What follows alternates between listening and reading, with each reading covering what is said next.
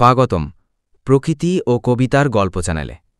এখানে তুমি পাবে প্রকৃতির অসাধারণ সৌন্দর্য, কবিতা ও গল্পের মধুর মুহূর্ত, ছোট ছোট ভাবনা, বড় অনুভূতির গল্প।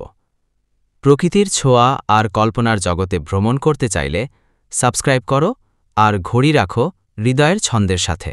হ্যাঁ, নিশ্চয়ই। বাস্তবতা যত কঠিনই হোক, মানসিক শক্তি থাকলে সব পারা সম্ভব।